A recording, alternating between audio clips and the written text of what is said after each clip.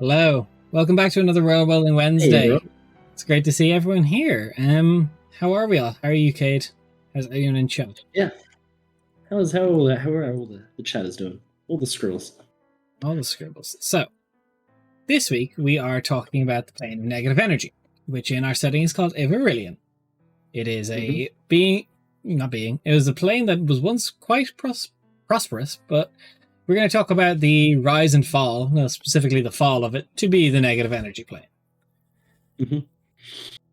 So, we'll get some broad strokes down first of how it ended. Get some bullet points down, maybe. It is, Kate, you're right. That is the League of Legends community, is the plane of negative energy. So, Yeah, you just wrapped up our stream for us. We can end it now. Thank you, Kate. hey, we're done. We'll see you next week.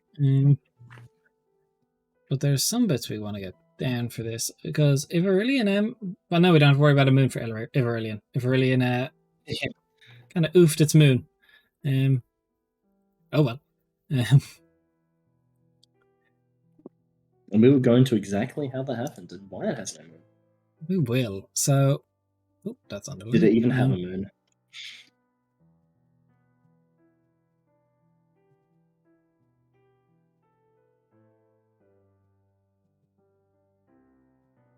So, Raf, do you want to regale stream why Ivarillion is a negative energy plane? While I write it down. Yeah, I can go into a deep dive of the history of Ivarillion.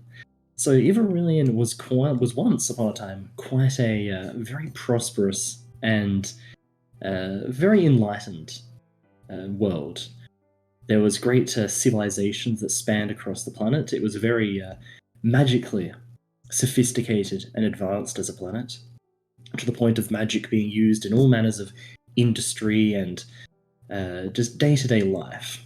And there was generally a certain sense of peace that settled across the planet as it turned its attentions towards more studious and academical pursuits of, progress and enlightenment. But during that time, during this high point of Ivarillion, the high point of its era, there became somewhat of a very fascination amongst some scholars and a lot of mages about the moon of Ivarillion. Now, this is an idea I had where almost at certain points in sort of the lunar cycle of Ivarillion, there was always something strange about the moon. Like sometimes every now and then it would sort of just start to glow or start to just like shift. People slowly over time observed some sort of oddities about the moon. And so it became something of a fascination, a subject of study for many scholars. But eventually, Des, you can stop me because this is also some ideas I've had. I'll stop you if I need to. There was a group of mages that essentially made contact with the moon through the use of advanced magic and stuff, trying to research into it, trying to find an answer as to the secrets of this lunar body that had so possessed their minds and their imaginations for such a long time. And that's the point where they switched and almost seemed to get corrupted by the moon's influence. As would be found out later on, the moon was in fact a slumbering great old one that had coalesced and sort of formed a shell around itself and had lurked around the planet for countless millennia, until this point here, where the intrusion of the Ivarillians upon it essentially woke it from its slumber. And being asleep for such a long time, it didn't really, it was very slow to wake up. It essentially fell and started to fall directly into the planet of Ivarillion. Which then, of course, as the Great Old One slowly came to and slowly became more conscious of its surroundings, it attempted to try and prevent its destruction. Not so much caring about preventing the destruction of Ivarillion, but more so out of a sense of self-preservation. So, in essence, what it attempted to do was to spread its life force, the intense life force of this Great Old One of the Void, and spread its energy across the planet in an attempt to try and save itself. which in turn preserved some of its abilities, some of its self, but also it lost most of its physical form, which crashed into the planet and spread out waves of negative energy, cascading around the once wondrous world, and ultimately bringing about a complete global apocalypse of Iverillion, and turning it into the negative energy land. Yeah, that's pretty much exactly combination of my ideas and your ideas. That is correct. So, a great old one basically got someone hit its snooze button, it woke up, and it crashed into the planet, and bad things seem to happen when great old ones crash into planets. Who would have thought? Great old one's the size of a small moon crashing into a planet. You know, it happens to the best of us. Yeah. Which is something I quite like the idea of, people on the planet, like people researching into the moon, looking into the moon, being like, let's just focus on it. Let's research into it. And of course, a great old one being such a sort of eldritch and abstract being just slowly corrupted their minds and drove them to the point of obsession into it. And I think that's Hello Shadow Remnant. Shadow Remnant with 3. How you doing? What are you up to today? And ATD cartography, hit and save first time tonight for you. You got us. You always got us. But yeah, it's the snapshot of the history of Iverillion.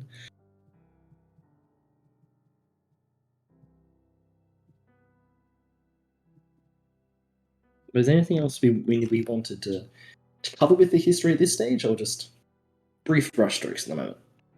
And we'll talk some brief brushstrokes. I want to go into some more stuff after this. And Shadow, homebrewing DM here to get a damn break from our own world building. And yeah, that also, just Shadow's good. And hello, McCoy. The Steel McCoy. How are you doing? What have you guys been up to? What is up with you? Good to have you all here. More D&D nerds. Hey, let's go. What were you doing? Were you world building? Were you playing? What was up with you today? Hey, Steel McCoy. How are you? Thank you for the raid. What were you guys up to tonight? Also, Shadow, what were you world building? Yeah, let us know what y'all are up to today. Always curious. Just world building? What were you world building today? We're just world building as well. Hey, we are world builder. We are world building today too. Thank you for the follow as well. We appreciate it. Glad to have you here. Welcome to the Scribbles. We'll keep using that name until it sticks. Yep.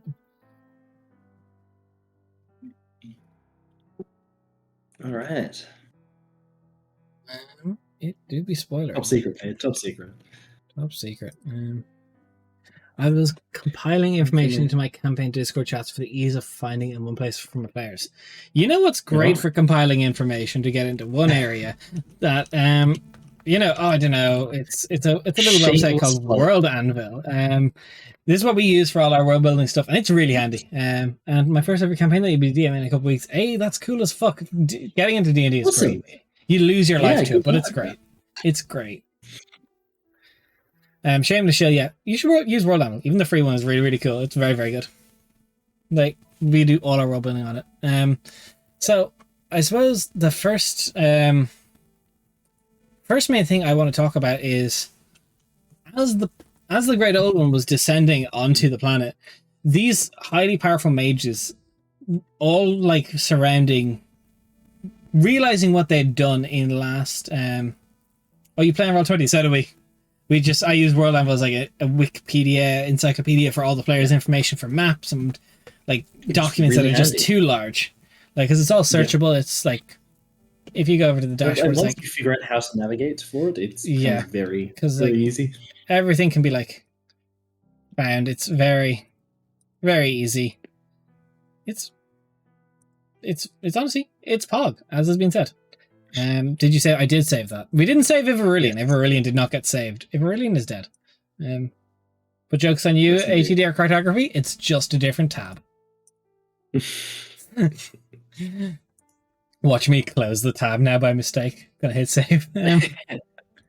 But yes, as all these mages realized what they were doing and what was going to happen because of it, they hit the panic button, and there was a small section of like Iverillion, mapping software in Discord. I won't say names because I don't know rules here, but it's always nice to just listen like-minded people. Oh no, you can say I use World Anvil. You can't make maps on World Anvil. I use Incarnate or Dungeon Draft or Wonder Draft or Dungeon Draft to make maps, and then I can upload them here. So, for example, like we've got some. Oh, this is not going to go too well, but we've got like our world map, and it's all on here. And you can have pins that can bring you to different areas. You can't use it here too. Yay! Another fellow Incarnate. Incarnate is very, very cool.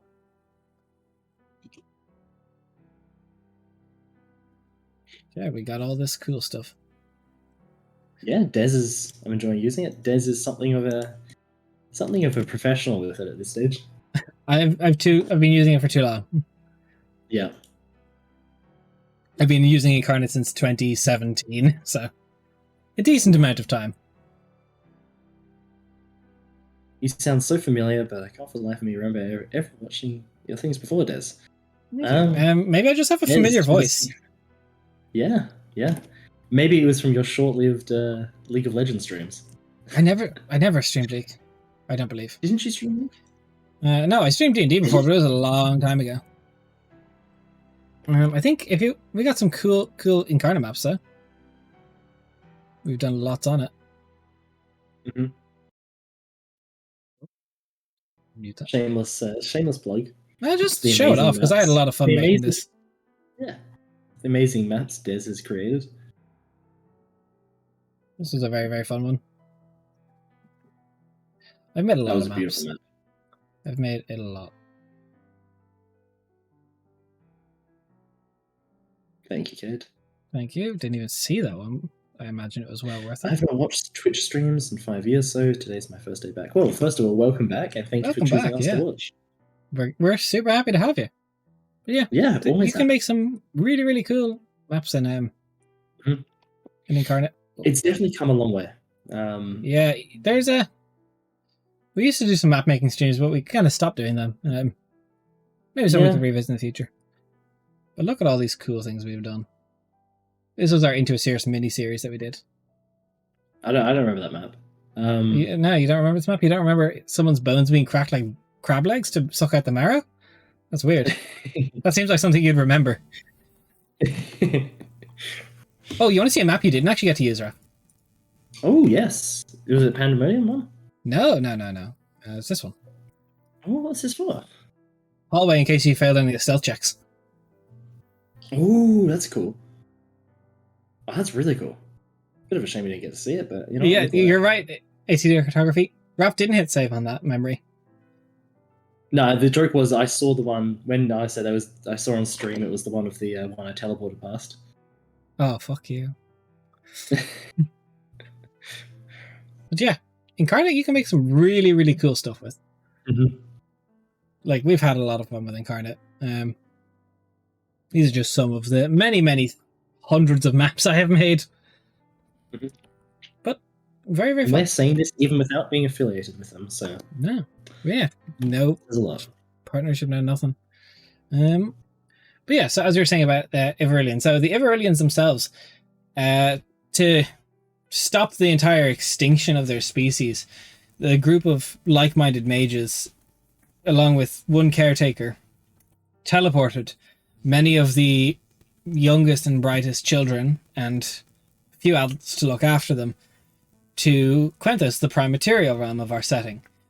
They set up themselves on a very small island and performed some slightly morally grey rituals to make sure that they would never witness such atrocities again.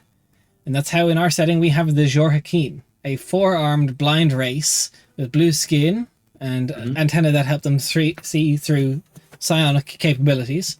They were originally Iverillians, which could see did not have any eye wrappings and were able to lay eyes upon such texts that would drive them insane, but have since imposed a restriction. And evolution takes hold with the magic that has gone in the veins.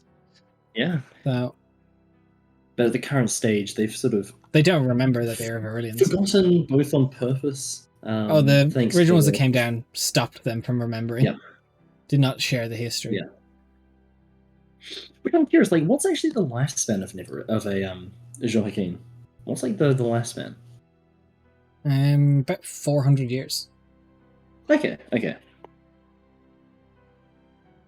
Yo, Shadow, put the link in chat. We'll definitely look at it. That's really cool. A giant homebrew deity on Incarnate. That sounds really interesting. I'm curious to see how you did that. Interesting how you made the scenes on it. That's cool. I've not done that myself with Incarnate to make like art. I've always been battle maps and world maps. Mm-hmm. But I have seen some people make like layered stuff, which looks really good. Just not what I personally use it for. But I'm very keen to see what you've done. Mm-hmm. Ooh, obsidian serpent.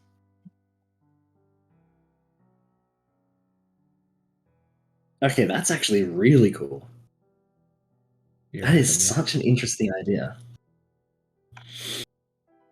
Oh, I've never used Incarnate for something like this. Yeah, I've never really seen Incarnate for anything like this. That's really fucking cool. Look at this shit. That's so fucking cool. Yeah. I've never used Incarnate for this. That's a really interesting approach that I never thought I'd see someone take. That's cool as shit. It's really cool to see someone using it in a completely different avenue than I would. Yeah, there's very innovative use of it. Mad props. That's really cool. Yeah, thank you for sharing that, actually. Yeah.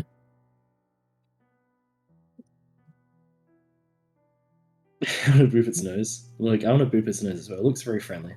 It does. You know, look, that's definitely not an evil deity. Something called the Obsidian. Wow, I'm not actually wrong. The gentle giant boop its nose? Yes. We have permission to boop the giant nose of the giant serpent.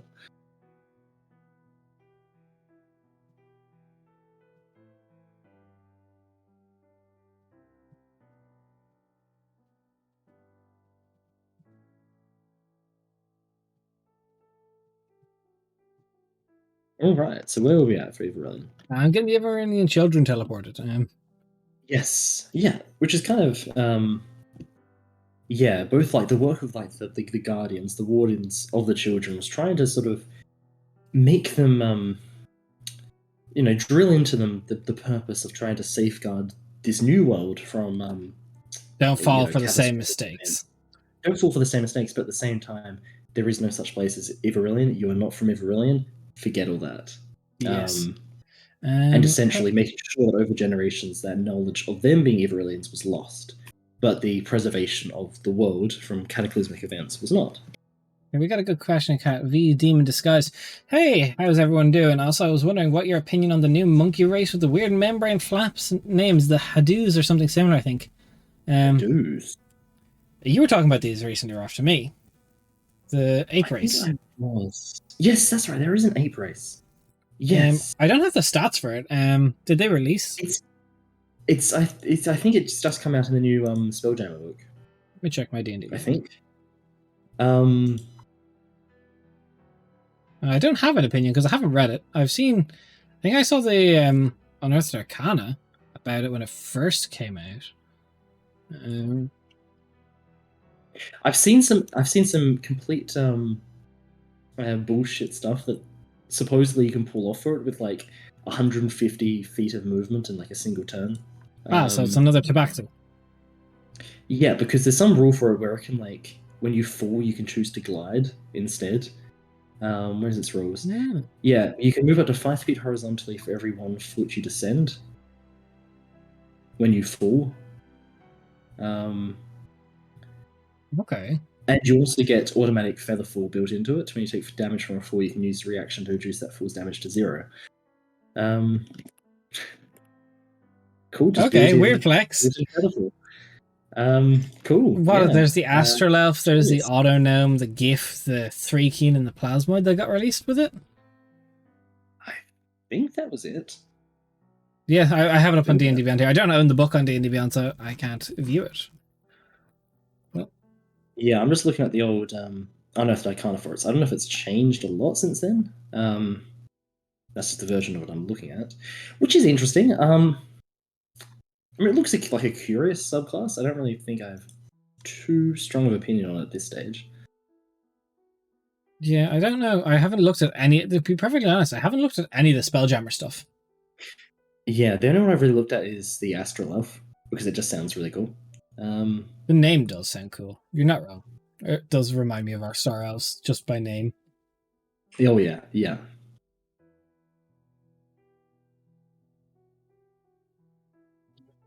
Oh, Yeah, no, it is a real thing, Shadow. I don't know what it is about Spelljammer. It's just a setting that has failed to attract. Like, I don't run pre-written settings. Like, I've been working on our setting since 2018.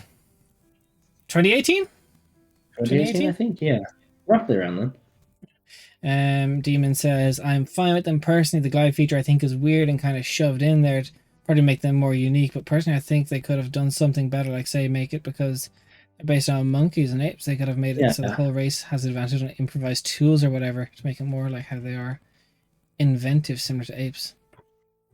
See, I kind of like that. You like bug people. I guess you just like bug people. You like weird races, Cade. We know that. Me and Raph had this conversation yesterday. I kind of just feel like, in terms of the Spelljammer races, they wanted to make sure that every one of them had something that was a bit weird and something that was a bit out there. And I guess the glide is their way of putting that in there for them instead of. I just appreciate that if you go into D&D Beyond, the plasmoid art is not like anime girl ooze girl. It's just it's literally just a blob of plasma. How many people would just play plasmoids as? I mean, too many. Girls? Guess what's never going to be allowed in my game? Plasmoids. Plasmoids sounds kind of like femoids. I was going to say, it sounds almost like an insult. Like, you would call someone like, hey, you plasmoid. Oh my god. Imagine. It's like a schoolyard bully insult. Auto gnomes? I kind of like the idea of. I don't actually know much. Sorry, I can only drive a manual now. Oh, fuck's sake. But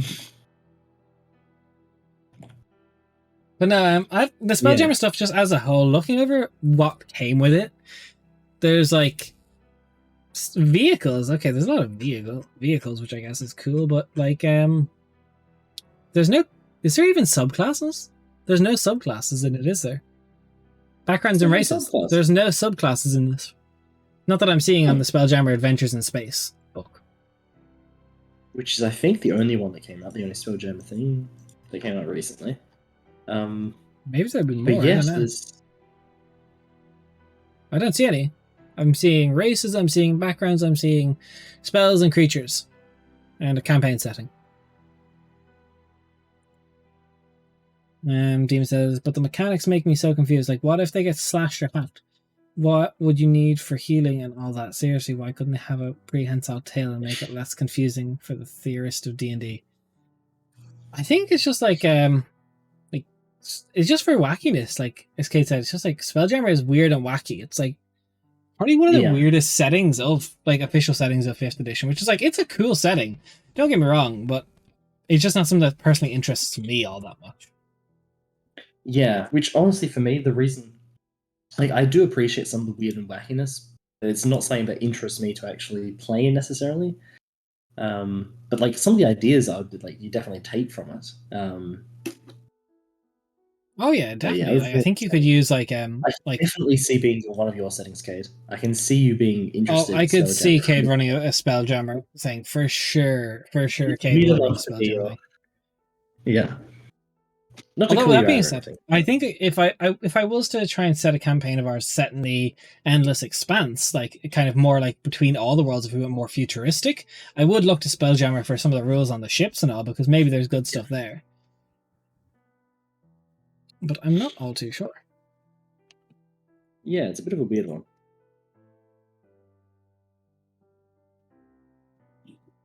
Nami 100% wants to go to space for the weirdest bullshit in my life. Yep. That's Cade for you. Cade's a normal person, perfectly normal human.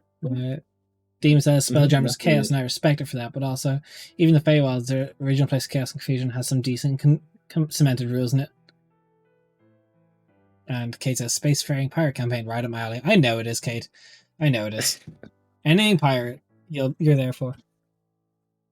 Like 100% there for. I know that to a T. So we're gonna go. Yes. Back to Everillion.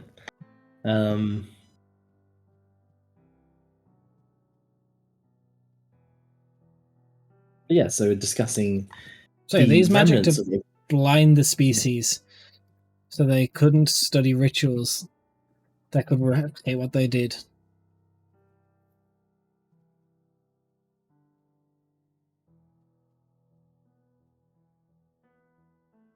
Yeah. Very much like, we're going to stop you guys from doing it, and you better use that knowledge to stop other people from doing the same thing. Don't let other people fall for the same mistakes we did. Exactly, and they set up a secret archive that now protects the worlds from information that could destroy it. Mm-hmm.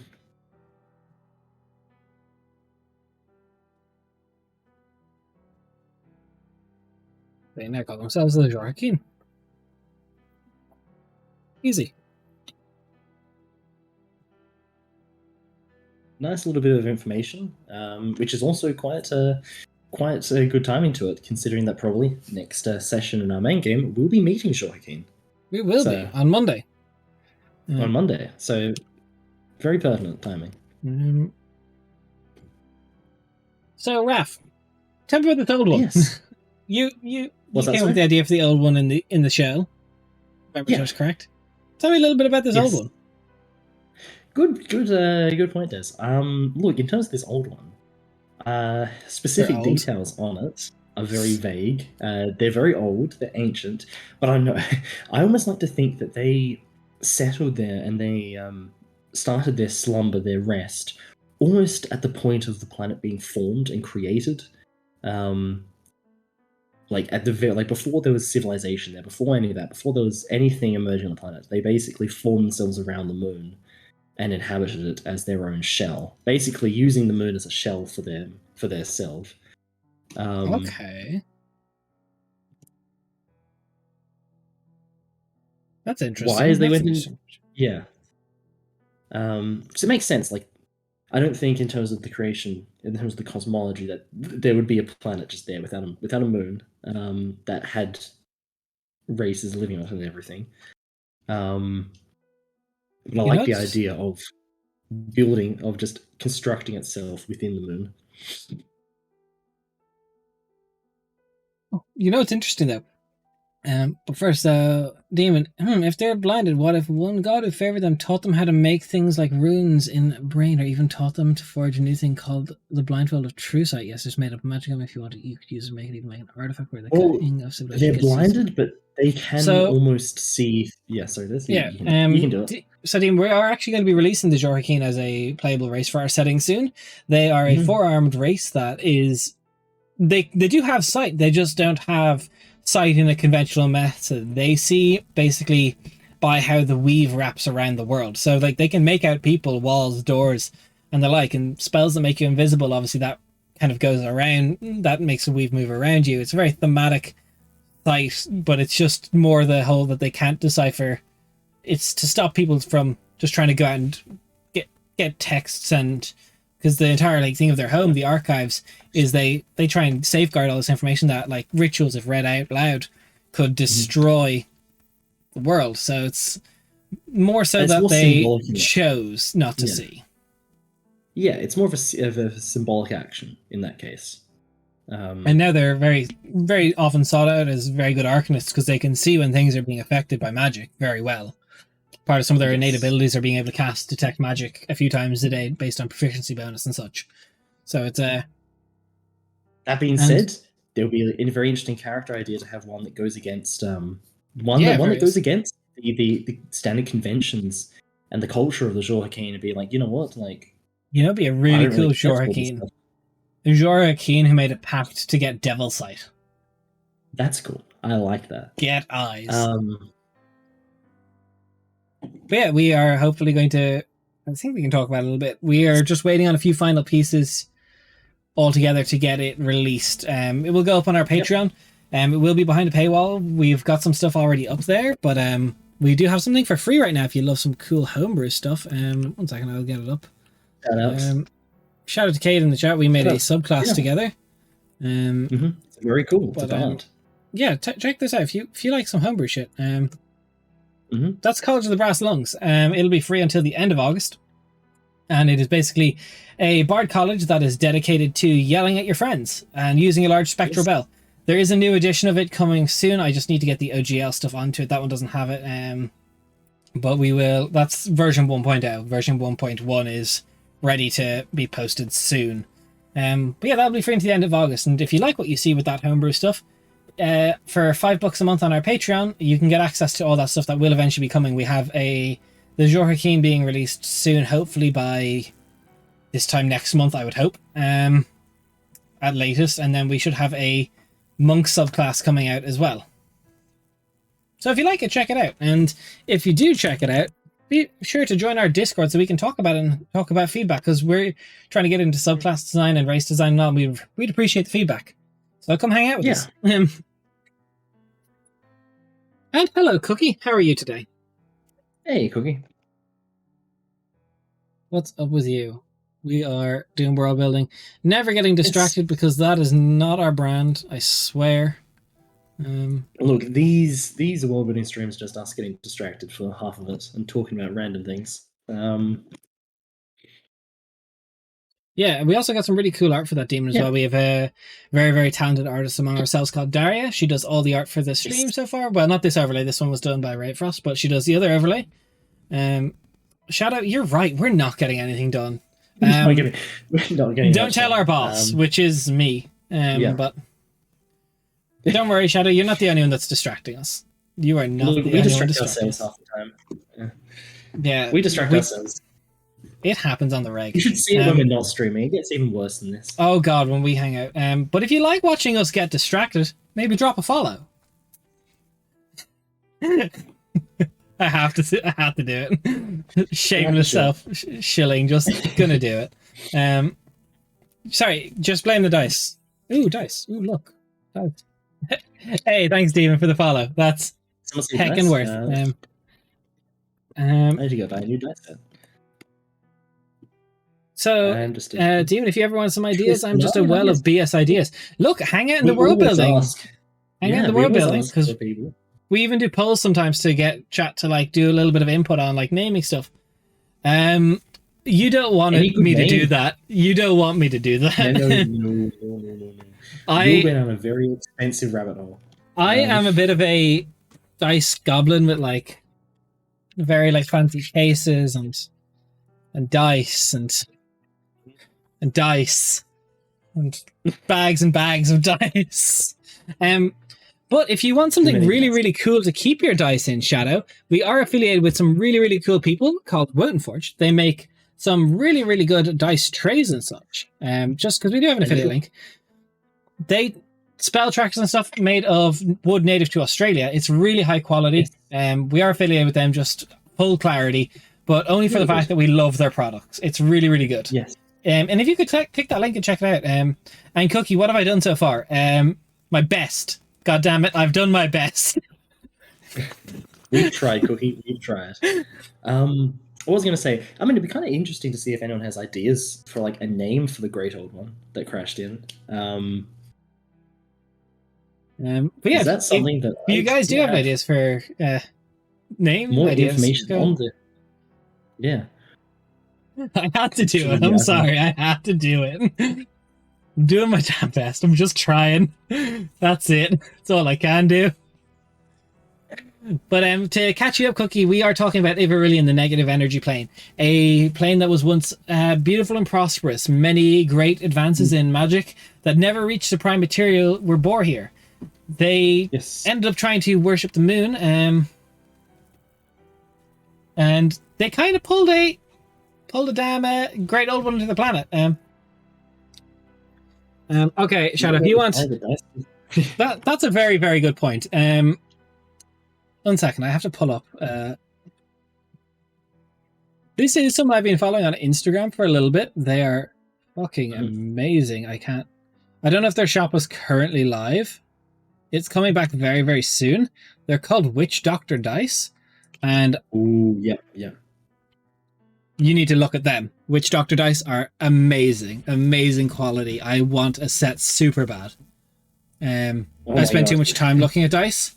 Yes, can confirm. Des regularly sends me pictures of dice sets. And thank you for the follow, Shadow. For your character. Oh yeah, I literally think I don't have that anywhere close, but Witch Doctor Dice are really good. You should also follow them on Instagram. But before you follow them on Instagram, when you're heading over there, you can use this link to get quickly over to Instagram. It's our page. Just click on that button, drop us a follow. This entire stream has just been Des chilling, and I love it. It's just the spindle of magic, as if the Great Old One tries to act like it understands the weave better than anyone else, and even act like they are the reason the weave is how it is today. We are trading dice picks.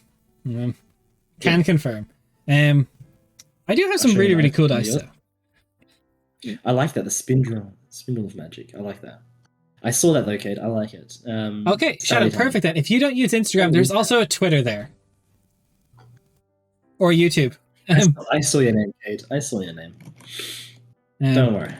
But this is a very beautiful 24-karat gold-plated dice. It's, if you've watched Critical Role, Taliesin uses the snitch. This is the same dice from the same seller. You've got Des talking about dice. What have you done? What have you done? What have you done? There's nothing else going to happen on this stream.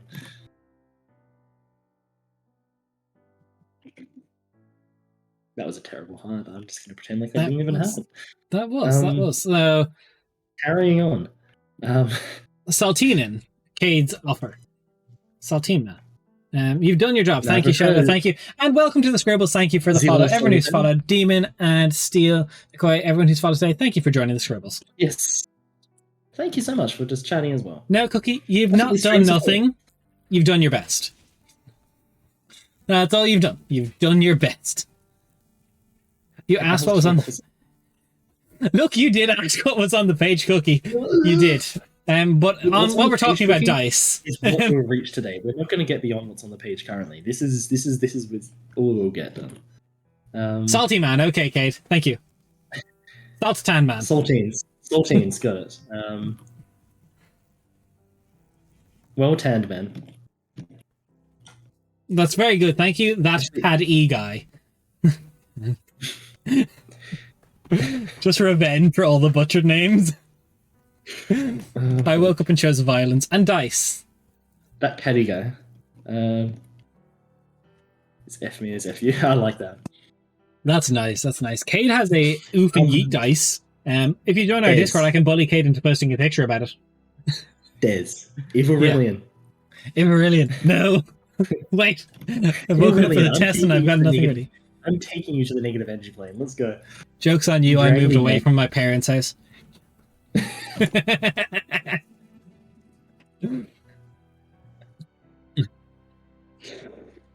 Unfortunately, 9 does not hit me, Cookie. Fuck you now. So, 1 second. Yes. Wait, what were we meant to be? What was the next bit I was meant to go over to? I don't know, Des. Jean Hakeem. We're discussing. No, so okay, there is. Yeah, Kate does. Everyone, right now, let's go over and go. Kate, everyone, stop what you're doing right now. If you're not already on the Discord, join our Discord. Shameless night. Kate's gonna post a picture of his dice, and nothing happens now until Kate does. Kate, I'm waiting. Yeah, people joining the Discord for this. Please post it in art. This stream will not progress any further than it has, which isn't anything at all. But it will not progress further until you post those pictures, Kate.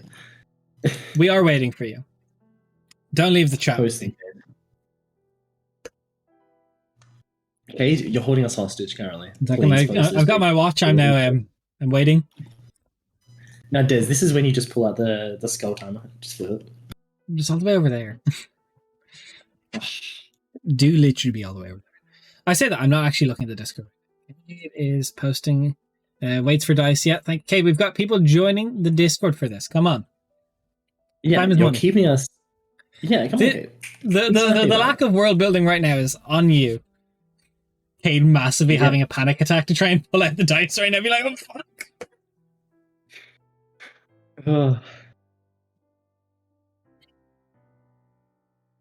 God, we're bullies. Everyone, make sure you bully Kate.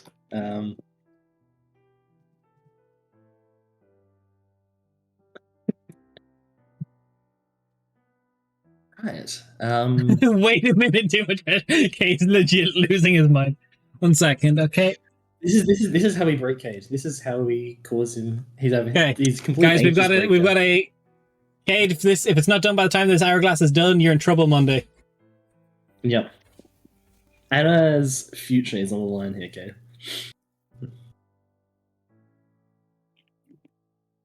Hey, there we go. Hey. An oop and a yeet. Thank you, Cade. Thank you for getting bullied. Thank you, Cade. You did a great service to all of us. Let's just take a minute to look at this. This is so fucking beautiful. While I got it down, That's look really cool. at the... I've used this on more than one occasion to torment my players.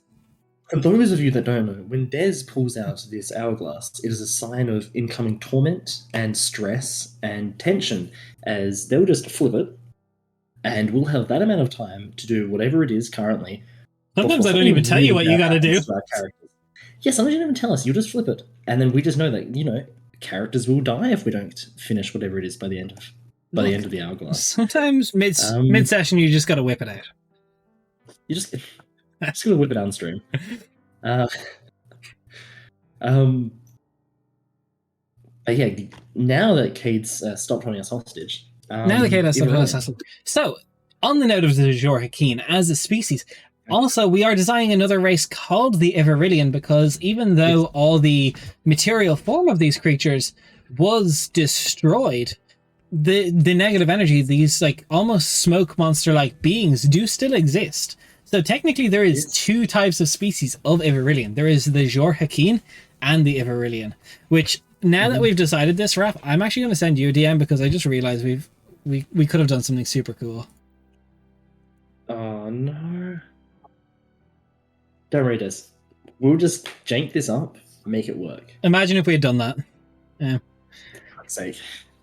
So Demon says, two of my biggest characters I kind of want to know which one of you two would prefer to hear in the Discord. I'll do both, but which one do I do first? I want to know you'd like to hear first. One character is an alcohol elemental with multiple personality disorder. The other was a golem who in the middle of their creation a mimic corrupted and now they're fused.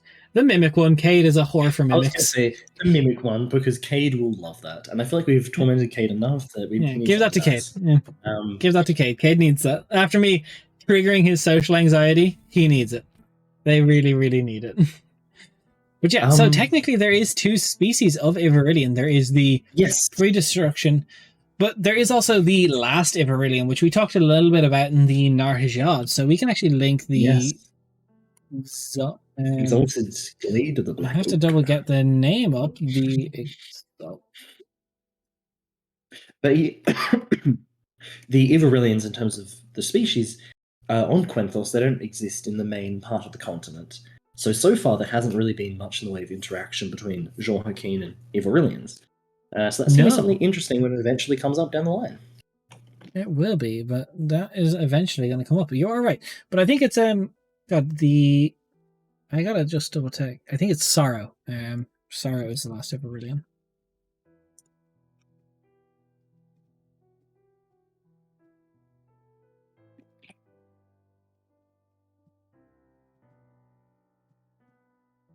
Also, I like to imagine that the psionic antenna that the Azure Hakeem now have is actually an evolutionary thing that they developed to compensate for their lack of sight. I think that's what makes the Everillion different to Azure Hakeem. Like they have their eyes and no antennae, whereas the Azure Hakeem have the forearms, eyes, no eyes and antenna, which is really This sets them apart.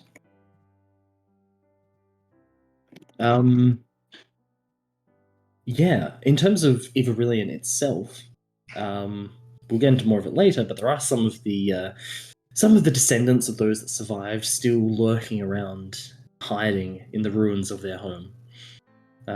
Very, very few in number, and very much in small sanctuaries in mountain and cliff sides and small sort of underground small settlements and stuff, trying their best to still survive in the world. They are. Also, Cade's putting in a Kerrigan in the chat, and then he got hit for 96 damage. Can't write. I don't think Kerrigan's ever done that little damage to me. Clucky just got absolutely annihilated for 255, and I got hit for 334. If anyone who's watching, put Kerrigan in the chat, and you may also be murdered. Just straight up. By an undying assassin. An immortal assassin. There's a difference. Immortal. Also, I like to think that we just refer to the moment where Averilian got destroyed as the impact. Yeah, the impact. There is before the impact, and then there is after the impact. After impact, yeah. In terms of the appearance of the non-Joaquin Everillians, do you have a clear image in mind that you can sort of describe how they look? Because I guess I've always imagined it to be like very much like smoky, but almost like dark sort of remnants of. Wait, are we talking post Joaquin? Sorry, post impact Everillians. Post impact. Okay, yeah. So now almost like remnants, sort of like you might have like a bit of like black, sort of like old like shadow of like what used to be a form on their face or like part of the arm, but the rest of it just being like wispy. Okay, Demon, you go write your novel for a minute, get it done in a minute, and then be back. We'll be waiting. Time's ticking. In a second, I'll flip the hourglass. You got this much time. It started. I swear, I'm gonna track it. I'm gonna track it. But yes, the Everillians now are beings made of pure smoke. They are semi-corporeal things, kind of similar to like abilities that a plasmoid would have, where they can squeeze through a space as narrow as 1 inch, because they are like in their own essence, they are slightly incorporeal. They are beings made of smoke that find it difficult to, and like it almost be things like they have to focus to actually form like physical manifestation of themselves, like to grab things. Like it would be something they'd have to practice and learn, because it doesn't just come naturally to them anymore. Their physical form was absorbed. So there are still a few souls that live on Everillian as a whole, but overall they kind of live in like cities. All the cities like topside were destroyed, and all like the opulent luxury that was Everillian is completely decimated. So what they have now is shattered home with a few things to call their own, and I'd say like little tribal spaces underneath the mountains of this destroyed planet, which honestly is still pretty cool. It's pretty cool. I had an idea in mind, which I really like, at least, that there is sort of an order of sorts of the remnant Everillians, but who basically safeguard some of the old knowledge of the world as much as they could accumulate before the impact, and sending small sort of bands out to try and just hoard it in sort of vaults and archives, but very much just trying their best to sort of hold together what they used to have. People didn't want to let go. That's cool. But the ones who look over it themselves all have taken like a vow of silence, because they can't utter the knowledge that was known pre the downfall. They're the ones who preserve it, who read through it, but they dare not utter any of the knowledge actually in it. Okay. It's interesting. Cookie said, can they hunt a rock? No, they're not technically ghosts. They can't hunt a rock. They're still like they're souls. They're just souls without like their physical manifestation. It's just the negative energy that is like pulled to and wrapped around their soul. Them alongside, I think, Cookie, I have a race that will be coming out alongside the Everillian that you would really like personally. It's basically it'll be one of the planets we talk about soon, the Zarthelian, which is basically a creature from the land of sleepless dreams, and they're like big butterfly people. Yeah. I've never seen Lost, Kate. I've never seen Lost. I'm sorry. They are the smoke monsters from Lost, but in a physical form that appears humanish. Humanoid shape. Humanoid shaped. But yeah, also on the planet, there are a lot of monsters and beings of negative energy that have formed out of the death and destruction that waved across the planet, which are not quite as peaceful as other Everillians, as those that still struggle to survive. And as we discussed... Sorry, Des? I would like to think that all the monsters of negative energy are pieces that like fell off the off the old one. I don't want to call them shards because we use shard an awful lot, but we could call them what if it was like the splinters? Splinters the monsters. Cool.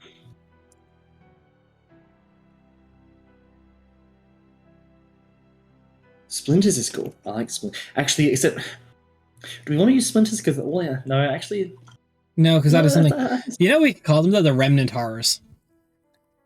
Remnant Horrors. That just sounds fucking cool. I like that. Remnant Horrors.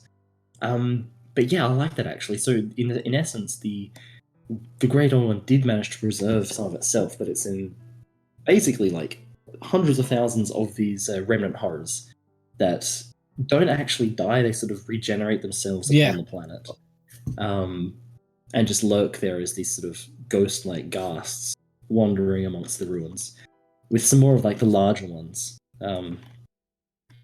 as well, coming in different, all sorts of. Yeah, I was going to say, for me, the Splinters gave me Nahajad vibes. Yeah. To the Exalted Glade. So, does this word now many beings known as the Remnant Horrors roam the surface of the scorned planet, looking to absorb any souls that remain? Yeah. Which, as we mentioned in last stream, when Zarkorved, the Shattered Towers of the Abyss, get close enough, demons literally slingshot themselves onto Ivarillion and fight against these remnant horrors and clash. Oh yeah, it's kind of depending on when the planets are in, because to kind of go over for people who are just joining us, our setting itself, I probably should bring up this just so we can talk about it a little bit. Because we have a few new people today, so we're going to talk about the cosmology just for a brief second. So the cosmology of Quintus, of our setting, is 9 planets, kind of broken down into like categories of what they cover. So from furthest to the sun to furthest away from the sun, you have the 7 regions of Osiris, or commonly more known as Hell. You have the Tower of the Abyss, called Zarkorved, which is a planet that literally got destroyed and now is held together like an elongated cylinder of planet and moon mixed together. Then we're doing it right now is the Encroaching Shadowlands, known as Ivarillion. Next up will be the Prime Material, Quintus, which there's kind of too much to do in just one stream, so we're not sure what we're going to approach that with next week. After that, we have the Land of Sleepless Dreams, which literally answers the philosophical question of where do you go when you dream. Watch the last stream. The players went there for a brief second. It was kind of spooky. It's very dangerous. Yeah. Then we have the Land of Fairies, which is frozen, does not rotate. It is stuck in a half day, half night, because it has stopped rotating, which we'll have to cover why. And it's called Vitrusian. Then we have the Land of Angels, Rebosa. The Great Machine, Principle, which is also the planet, which is also the ruler, Principle. Then the Shifting Storms of Chaos, Karsa Thor. Yes. That's a brief rundown. We're currently on this one. Yes, still quite close to the start. We are. Also, let's catch up on chat. Freddy Fazbear. Yeah, Freddy Fazbear is actually just Nivarillion. Confirmed. Wait, Freddy Fazbear, but he's a hogster?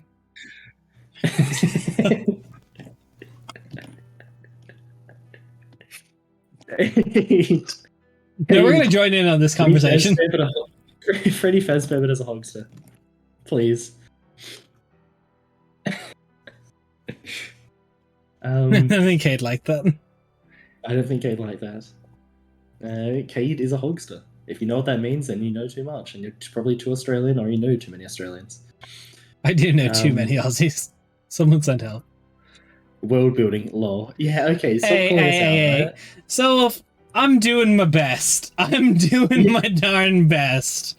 We're trying. We've got like at least 3 bullet points down.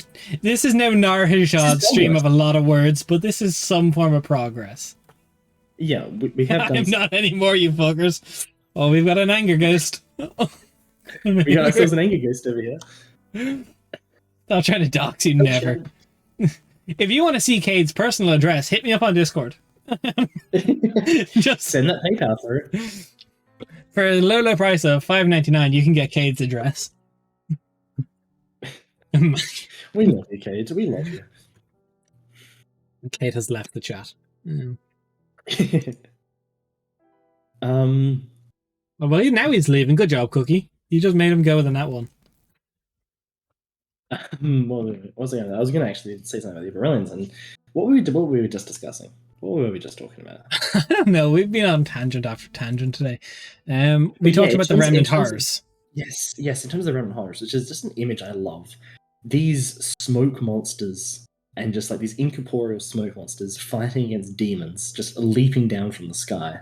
I think that's just a really cool imagery. And probably though, if anyone actually saw that in game, it would be too late for them. Oh god, yeah. It would just be awful. Like, imagine you get caught in the crossfire of that, because when that happens, the Ivarillians, they kind of just hide. Yeah, they just go to ground and be like, "Yep, whoever wins, we lose." Whoever wins, that feels like the saying of Ivarillion: "Whoever wins, we lose." Like, there is no winning for Ivarillion. It is just depressed. It's the land of negative energy. So, which is actually also speaking. Sorry, this. No, by all means, Ruff. I was going to say we also looked at the Sentry Dragons. We did. Great Worms. We have to talk about that Sentry Dragon soon. Yes, which we'll get to. We might do that next one. But wow, hey, thank you for gotta go to sleep. So far. That's okay, Kate. Don't allow it. And thank you for showing your dice. Thank you for showing your dice.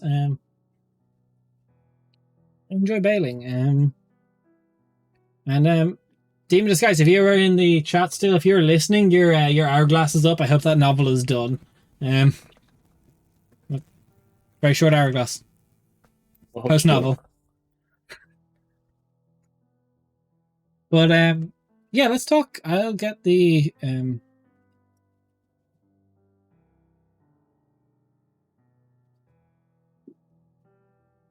let's get the Sentry Great Worms up. Hey, thank you. See, all you needed was the pressure of one. See, one good hourglass. That's all it takes. Good hourglass. So we got to talk a little bit about the Gems Lament. Mm-hmm. So we'll put a header on this. So the Dreamy Great Worm didn't notice the entire time because they were too busy kind of noticing that everything was just fine here. Like, I got the easiest planet to watch, so to catch people up on what the Great Worms are. So each planet that we just talked about there briefly is looked over by a gemstone Great Worm. Those Great Worms look out for the planet itself, and if there's going to be any form of like natural disaster or grand catastrophic destruction, they try and oh, I hate that everything on Etsy doubles in price for me because of taxes and shipping. I live in Finland. I feel you. I live in Ireland, and I got these very, very nice garnet dice, which have tormented my players since. Mm-hmm. And yeah, they like double in price, but I am mad for them. Which, look, I heard a great room, and I'm very confused. Great worm cookie, not a great room. Look, I feel like living in Australia as well, the prices and shipping on it, some things just absolutely ridiculous and make it just not worth getting. Yeah, it's not worth it. But yeah, so the Gems Lament. I really like about the Gems Lament that I want to put down for this to expand on it a little bit. There's that's something I think we can do on now that we've got all the Great Worms done for each planet. We can talk about their Great Worm even more. So yeah, it is a Great Worm. That's it. Great Gummy Worm. You got it, Cookie. Yeah. Not Gemstone. Gummy. So it's the sour grape flavor. I'm more pressured myself than anything. That's a whole ass mood. Yeah. That's what you need. Pressure yourself. You know that common self. If you don't pressure yourself, how are you going to pressure anyone else? I think that's it. I assume so. Really. It's close enough. So the Opal Great Worm is in a constant battle with the Remnant Horrors. Mm-hmm.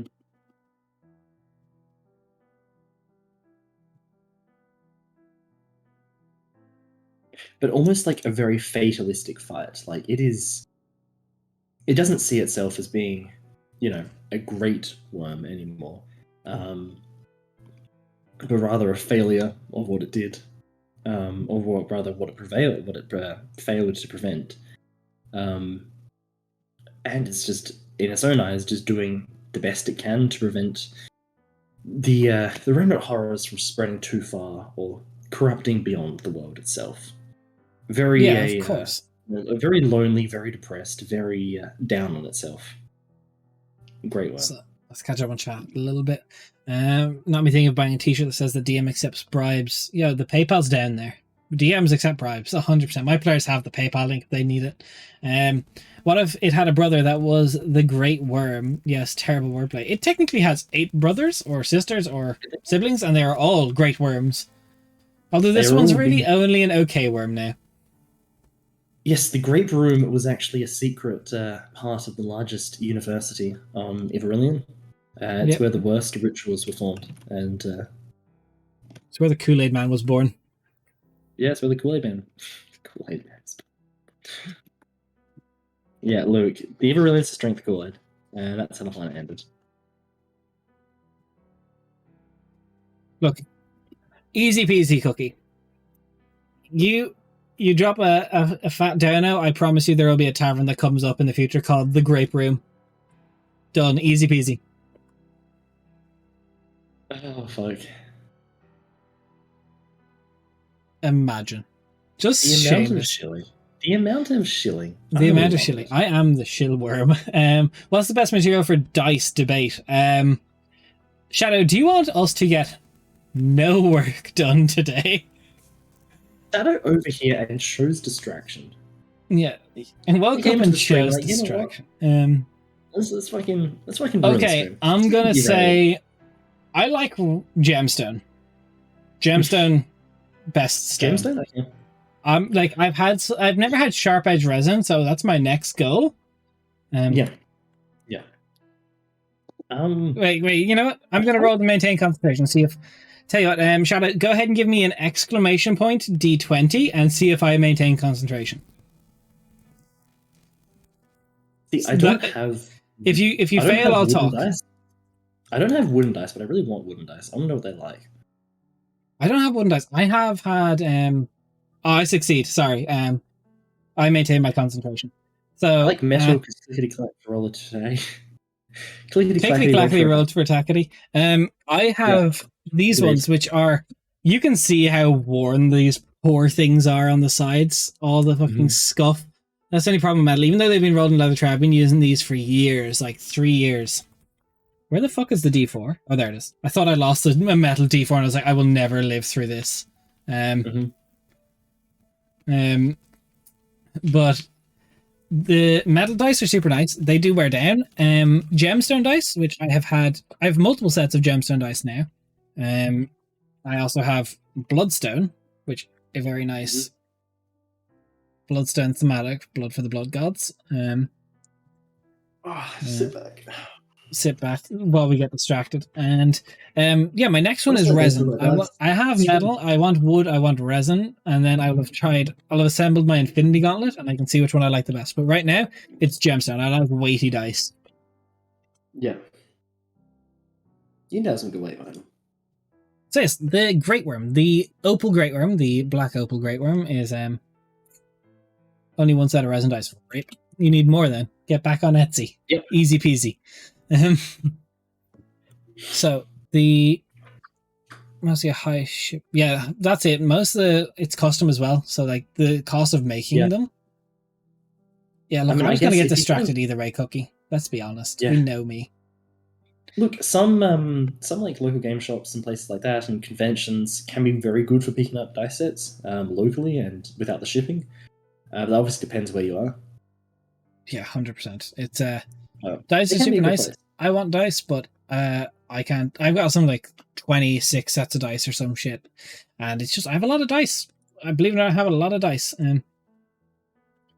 Yeah, that's it. It's like some dice. It's like, oh, this is like. Well, I paid $80 for a set of dice. Like I have paid $80 for a set of dice, but then it's like $80 shipping, and I'm like, come on, like that's a lot for shipping. But so even though they don't consider themselves a Great Worm anymore, they fight what they believe is a losing battle. Yeah, well, they see it as just an endless battle. There is no end to it. They're just doing what they can. Just like because the one very similar to it is the I forgot the name. What's it called again? Is the Endless Terror of Zarkul Ved, which sees their struggles one that can end. They can bring down the demons of the abyss. Their fight is one that they will resolve in their sense. Like it is possible to end it. Whereas the one in Everillion, the gems meant very much off.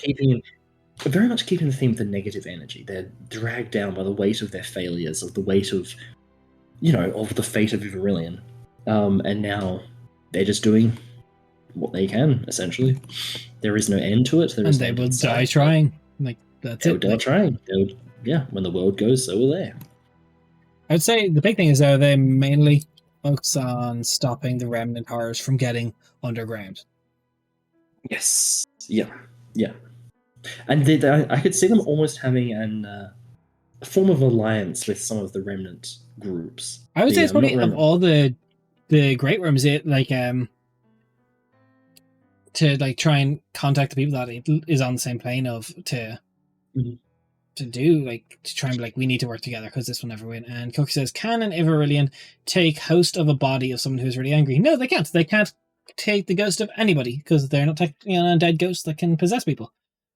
That is cool. I love the anger ghost. The anger ghost theory. Anger ghost. No, but they are not quite able to do that.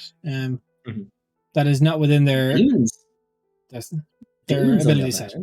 Demons can, yeah. Because we talked last week about demons and how they're born from all your sad and angry emotions.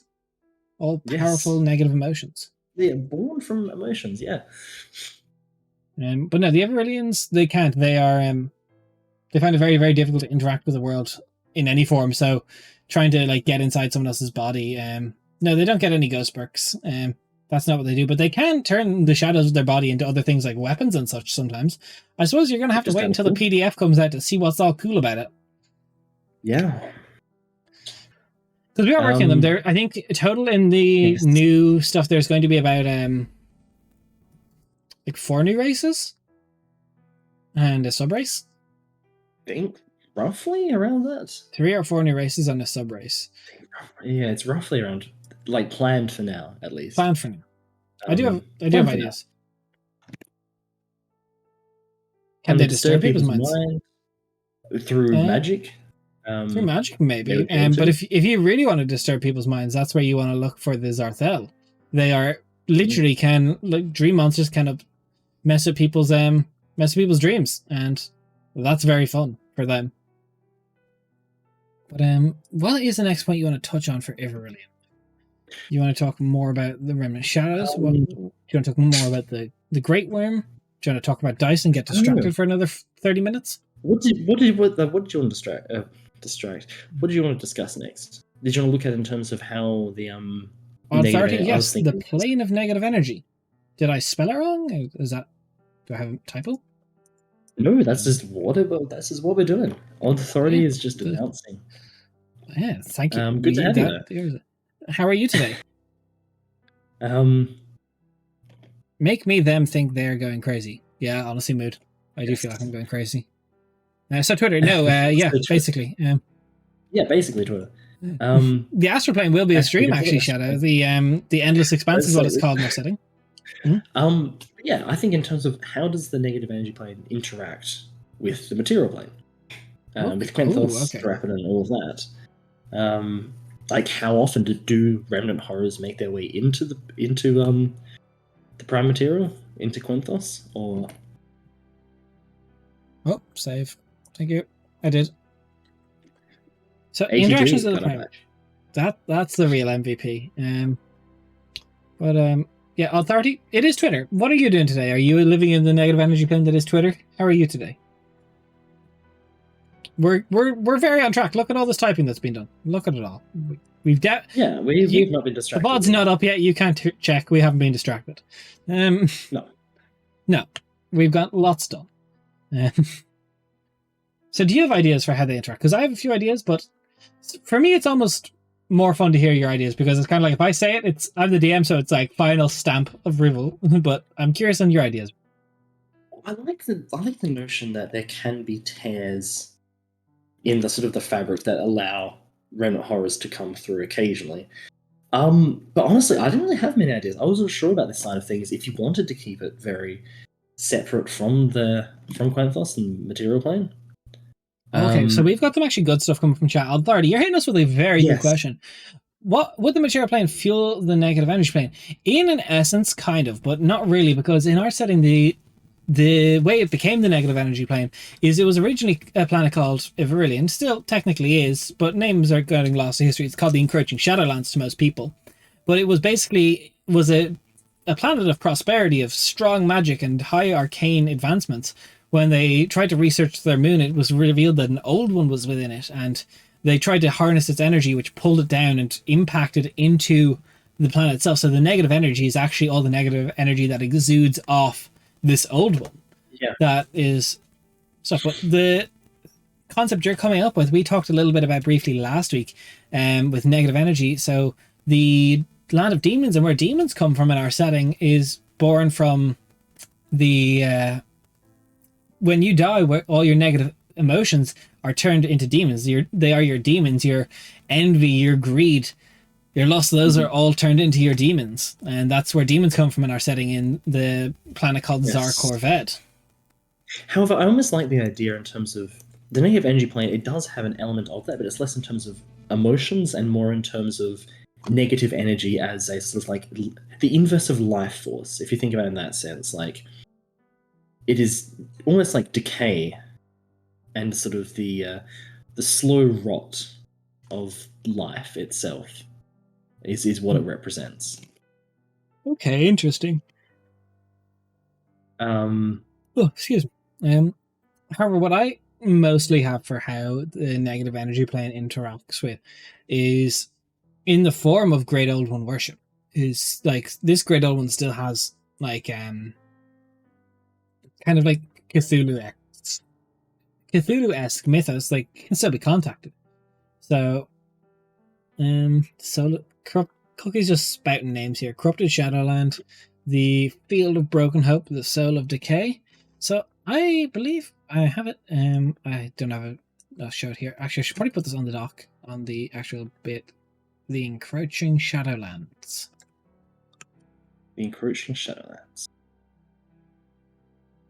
But yeah, I don't know. I just like the idea because I know that in terms of standard cosmology, it's very much in terms of death. It's like the plane of death, everything relating to that, of undead and everything, which we're not quite doing. But I like the notion of it being a plane where to fuel certain like negative energy related, like negative life force related spells and things like that. It's very much drawn from this plane. And Authority says a single planet turning into an infinite plane. So technically we use planes for the term of like understanding spells of plane shift and such, but our setting has just 9 planets. It's not all the planes of existence that you'd find in like upper realms, outer realms of like a typical 5e setting. It's kind of similar to Eberron in a sense where there's a set amount of planets. I believe Eberron's the one that has a set amount of planets. But in our like realm, that's what it is. So like the plane itself is the planet. It's not an infinite plane. No plane is infinite. Even the demon plane itself is the landmass isn't infinite, but the amount of demons is. Mm-hmm. And then T-side machine says Decay Tyrant. Well, that sounds awfully like the Lord of Decay, but okay. How are you today? Yeah. So yeah, you were saying in terms of as like almost like a Great Old One patron for some people. Yeah, could potentially be. Other than that, I do like the idea that the negative energy does like the remnant horrors. Let's start with them. Maybe I think that's maybe a better way. So I'd say, how would you start this? So, sorry. Well, I mean, it almost like consumes, in essence, like consumes the positive life force, is how it sustains itself. And sustaining the old one is through the consumption of someone's life force.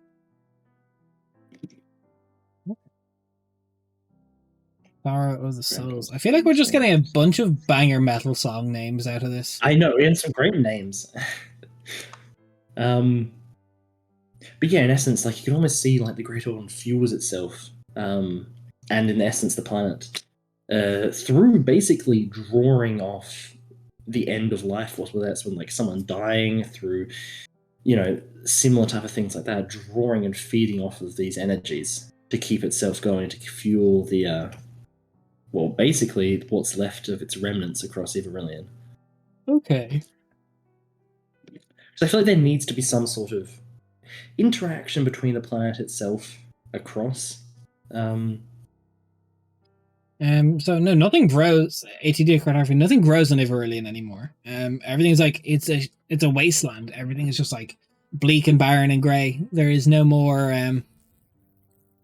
Entropium. Like that's cool. Entropium. Ooh, that's a cool name. We're just getting some banger names. Something lurking, yeah. But I think in terms of ADD, in terms of does it consume by sucking up, consume by growing over it and absorbing it, I think that's in terms of the energy itself. Which I kind of see it in terms of more of a sucking it up.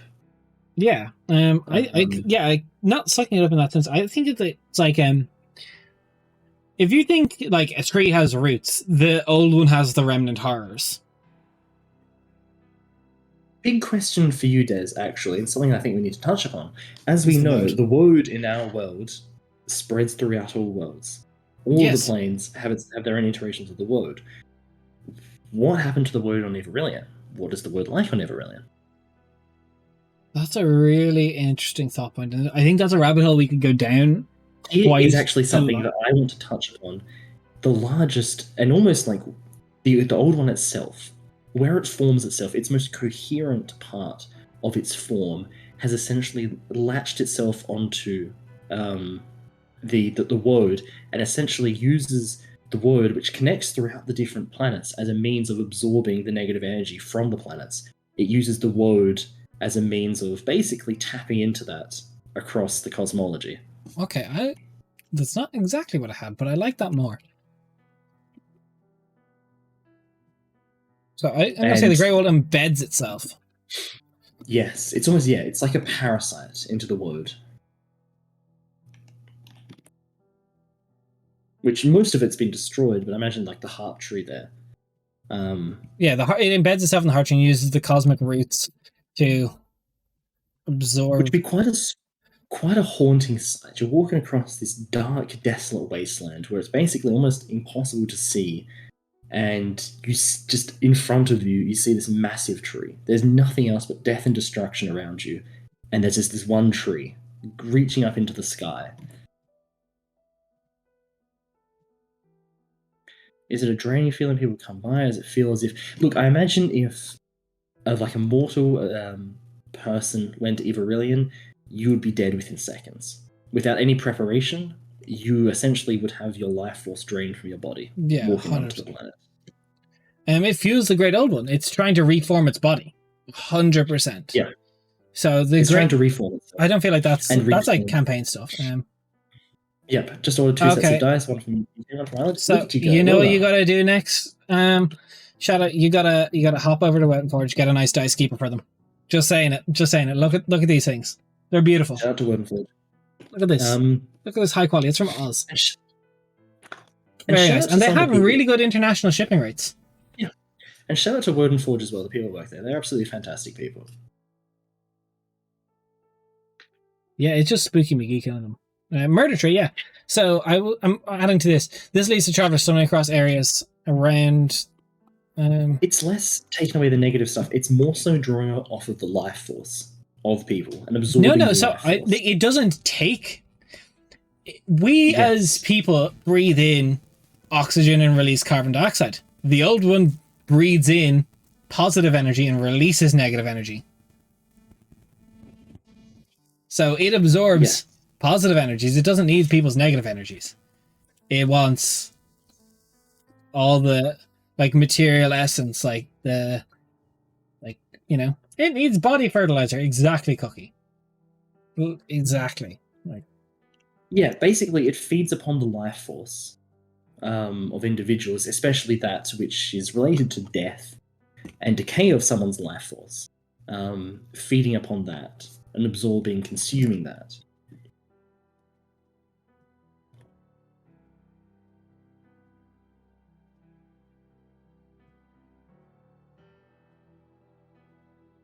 Yeah, it's terrible. It's not a good thing. So what I put down here is the old one embeds itself in the heart tree of Iberillion and uses the cosmic roots to absorb positive energy across all realms. This leads to travelers sometimes stumbling across areas around the cosmology where dark roots seep through the weave and protrude into the 9 realms to absorb beings that come across it. Yeah, so Yes. pretty much Authority, like Twitter. Yeah. It's exactly Twitter. This is just the plane of Twitter.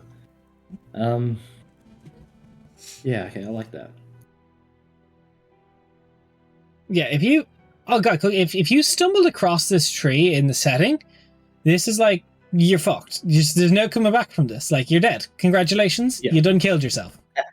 Look, at best, the Old One sees you as a potential vassal for it to try and expand its influence across the planes, and serve its bidding, which is the life of torment. But you're still technically kind of alive, maybe.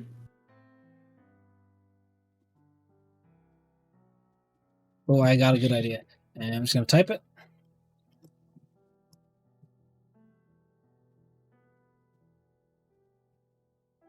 God, imagine how haunting that would be as a Warlock Pact, just being drawn before this tree. So I've got this. As it absorbs enough positive energy, though, the root snaps off from the weave and forms a remnant horror on that plane. Okay, with almost the belief that and creating enough of these remnant horrors, it can eventually one day absorb them all back into itself. Well, think about it. Like, if these remnant horrors are like, they just serve to gain enough. I've not read that. I've not read much SCP, and I definitely haven't read the Palm Tree. But that sounds cool as frick. If it's cool as this idea. Shout out to Cade, who left, who I know is big into SCP stuff, and I'm sure would probably know that one.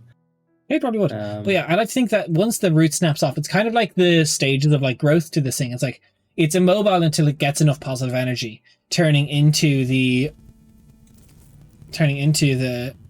remnant horror, and then the remnant horror is free to roam. And rather than waiting for, like, if you think about the roots, it's like a Venus flytrap that's waiting, but then it becomes like a hunter after it gains enough. It's evolving. Actually, you know what? Change the roots. Odd Authority just put out there. Trees grow fruit. What if the remnant horror is almost like fruit that droop down from the branches? Not the remnant horror, but after the roots. Yeah. And when they're ripe enough, the fruit just bursts open to reveal a remnant horror. I quite like that. So I'm going to change it where dark fruit hanging from it. As it absorbs enough remnant horror, the fruit.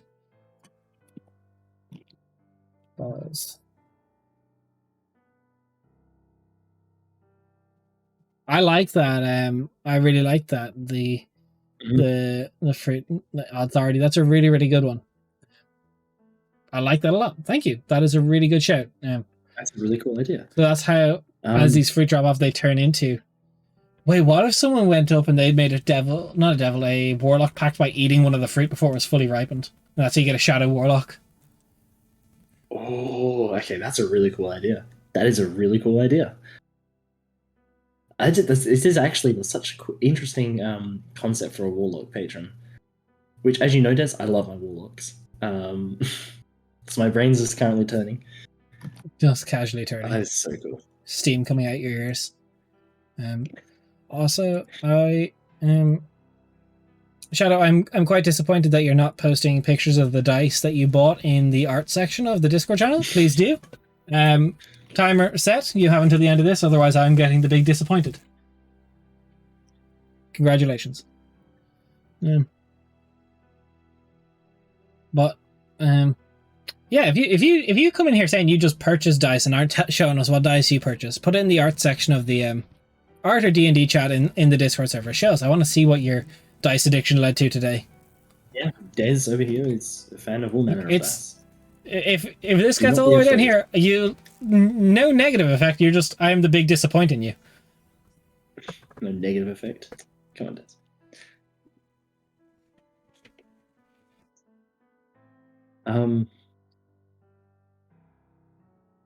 Something else I was going to mention. But I really love that fruit idea, though. I think there's so much. I really like that idea. I feel like we could make a sorcerer class devoted to that, though. Sorcerer subclass. Okay. Almost like the lineage of people connected. Yeah. I think that'd be actually kind of interesting. Because I think there's enough warlock subclasses that would kind of cover. Yeah, kind of cover this, but I think a sorcerer would be very interesting. It's funny because we also have another sorcerer subclass in mind. So maybe not sorcerer. Maybe we do druid. Druid of Death Fruit. Circle. Okay, what do we call the tree? I think we need a name for the tree. Chad, if you've got a good idea for a tree that is all about negative energy, mind you, this is the woad, this is the cosmic highway that soars through all of our stuff. It's the heart tree, so it's got to be a weighty name to it, but it will almost fuse the name of this old one and the tree together, so we can go circle of blank. Put it in. For example, the one in hell that we came up with was the Exalted Glade of the Black Oak. Yeah, the Black Oak was the cool heart tree there. Black Oak isn't. Twitter tree. Yep, we got it, boys. Pack it up, we're going home. Oh, fuck. But we'll do a poll if we get some good answers, and we'll let you guys pick. We'll also come up with ones, and yeah, it'll be cool. We'll see what we can get. Sent it. Okay. You do have time in the let's have a look. Let's have a peek. Everyone, please turn your attention. We are going to. So everyone, just very quickly. Let's judge Shadow's dice choices. Do we approve of these dice? I do approve. They are very pretty. Do we approve? I like the whole look. No. I gotta say it's this is a group decision. So we're gonna go ahead and make a poll for this.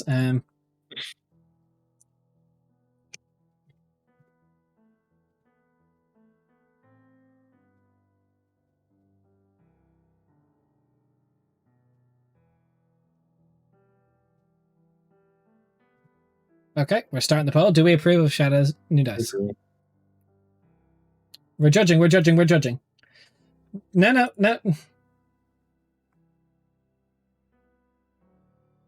Do we approve? Approve? Chat is saying yes. They are gummies. I like that, but I don't want to use Yggdrasil. I'm butchering that name. Yeah. 7. So apparently we all need fucking help. We all need help. I don't want to do Black Oak of Odonis because we have the Black Oak of the Narhajad, the exotic of the Black Oak.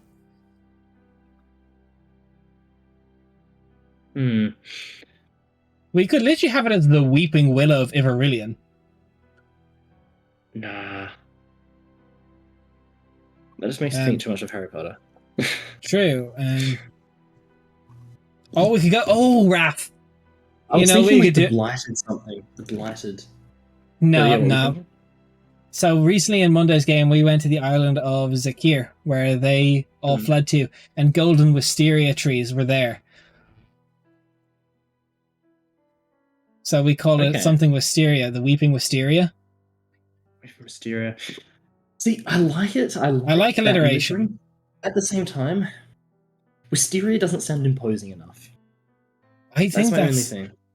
Wisteria doesn't sound imposing enough, but the problem is I don't think it needs to be imposing because it's encroaching. It's like the eternal eucalyptus. Hey, let's go, Aussies. Eternal eucalyptus. For fuck's sake. No, I don't think it has to be too imposing because it's slowly absorbing. Like it's not something that's like large and in your face and just going to burst out of nowhere. It's like yeah.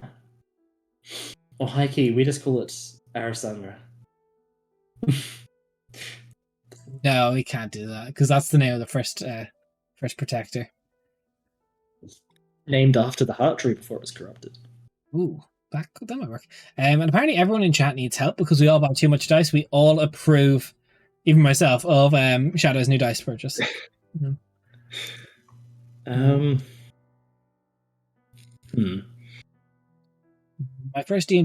My first character in D&D was a paladin woman who trained her whole life to be the best militant. She lost her promotion to her rival, a man who also wanted to marry her. She refused him and left her hometown to adventure as her dreams were shattered by a man. Oof. Those are really pretty dice. I will say that. Those are just really, really pretty dice, unironically.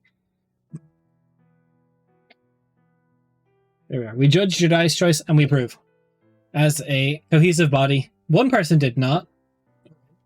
Oh. Loser. Go buy some dice.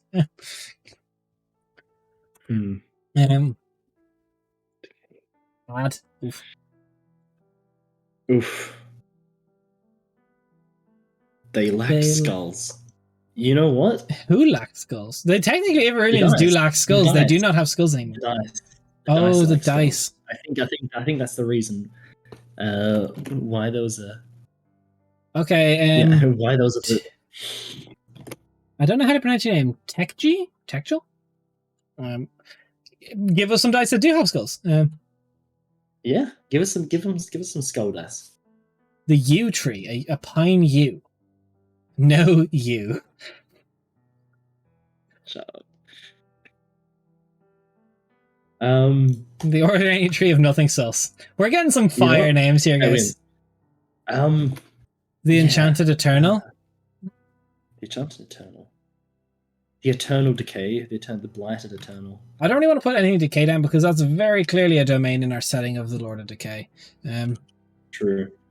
Which is why I was looking more into Blight as a term. Similar type of... The Dark Deception of Decay. Kind of cool, actually. Have you seen the Italian Cypress? Italian Cypress. Yeah, just call it the Italian tree. Done. Once being designed... Just call it Italy bad.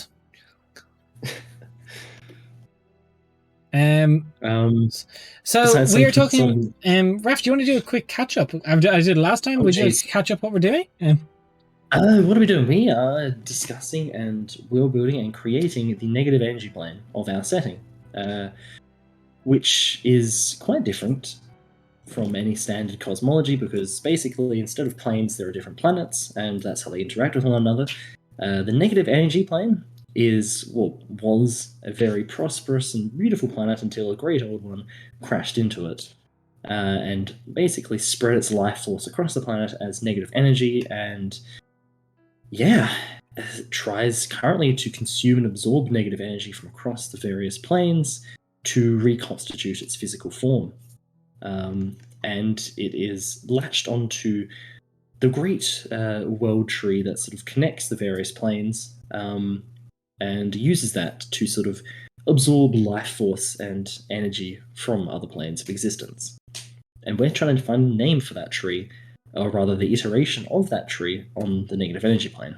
Yeah, because what we're talking about here is the tree itself to gather this energy try and absorb positive energy to turn into negative energy. It makes its way through the different 9 realms, 9 planets of the setting, and the roots themselves bear fruit, and as it absorbs enough, the fruit drop off and summon a remnant horror, which is what we are calling the shard, the splintered off pieces of the great old one that is trying to reform itself. The Cypress of Conquest. Some cypress are similar to mangroves. They grow all around, basically conquer the area around them.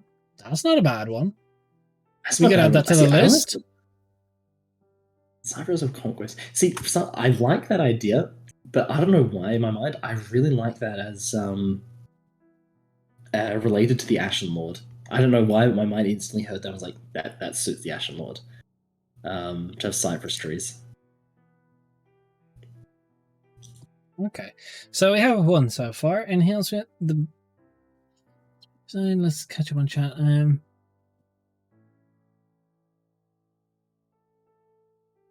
The gallows tree. Ooh, the gallows tree. The tree of woe is generally good. Even the gallows tree. Those aren't some bad ideas, actually. I like the gallows tree the most there of those two.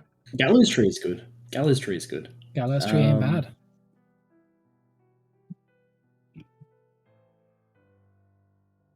Are there any cool trees beginning with a G so we can get some beginning with a G?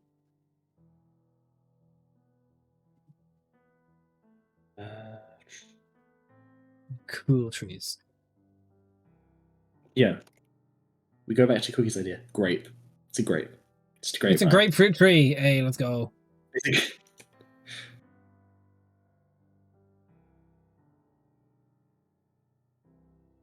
Look, I imagine that the old one itself would have a Lovecraftian type of name to it, but there would also be a title that it would be commonly referred to that would be more of a, more of a title.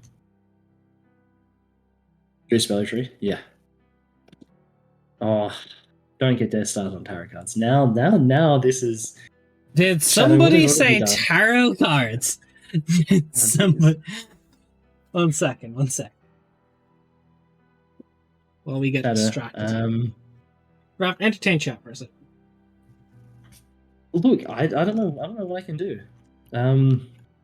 Shadow has taken you, taken your attention probably the last time this stream.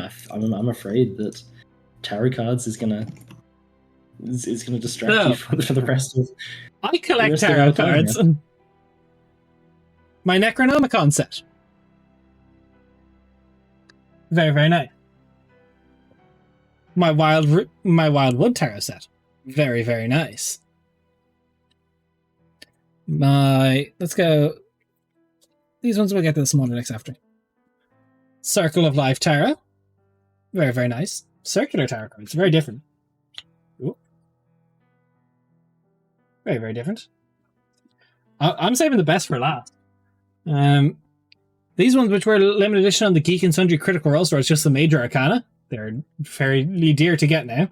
Then we've got these. The Adventurer's Tarot deck, the Empress deck. Hayde actually got these for me. They're very beautiful. They are very, very beautiful. They're basically D&D themed. I will show a couple cards on stream. So, that is the Bard. Yeah, tarot decks get expensive. I'm going to show off one more card. What's that? The Ranger. They're beautiful. They're really beautiful. There's two of each. I love them. These are really, really beautiful. They're really cool. And then the last deck I will show off is the Wormwood ones that came out. And these things are fucking beautiful. Like, so beautiful cards. I think these were similar close to that, Shadow. But they're so, like, look at this shit. It's just beautiful. I'm not going to go through all of them now because we literally, like, these are so beautiful. Like, no, they just have a metal, like a silver gilding to the cards.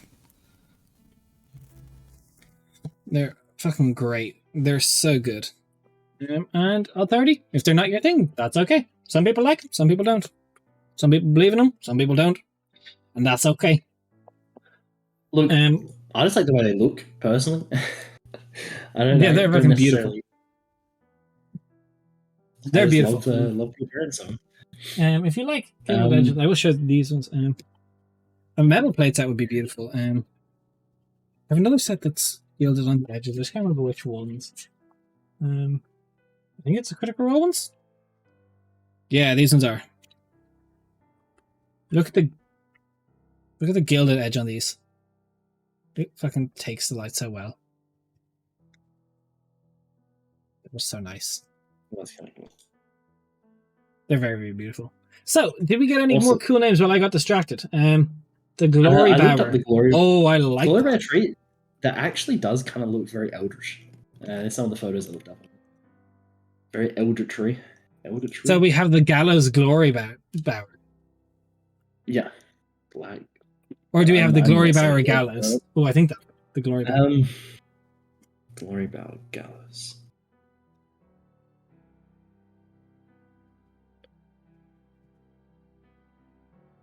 Glory Bower Gallows. I like that. I think that's good. That's a good idea. Potential name. So we have a few. Tree of Woe, Cypress of Conquest, Ordinary Tree of Nothing Sus. The Twitter tree. Yeah, Gum Tree. We call it the Gum Tree. I got very distracted there.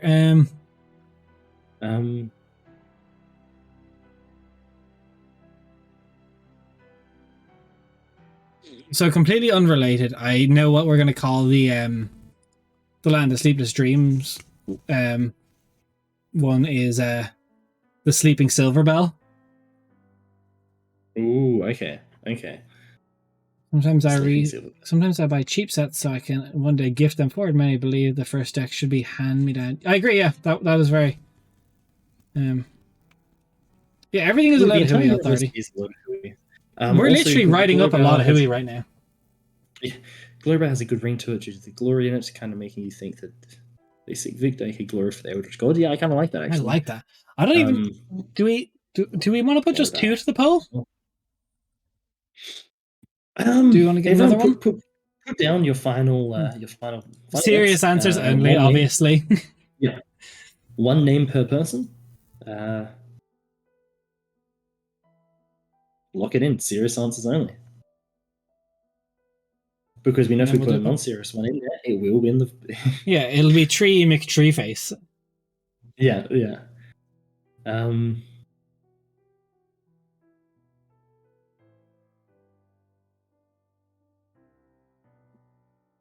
What's your favorite idea, Cookie? Just put that in, maybe. Just remind us of it, because we've had a lot of names come through.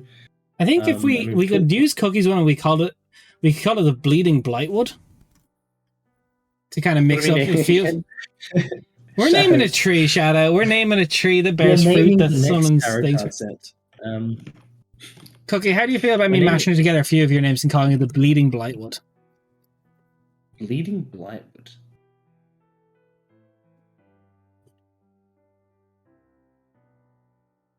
Look, you should respect the storied Scottish tradition of naming things McThingface.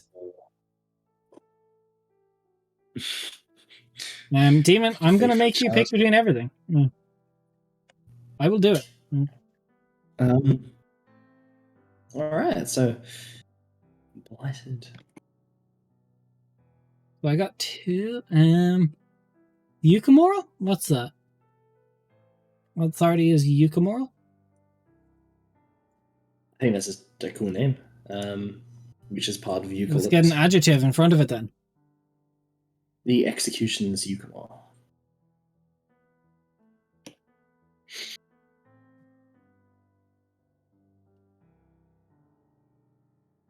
Yeah, because suppose it's just called the Blightwood. The bleeding. That is good. Blightwood.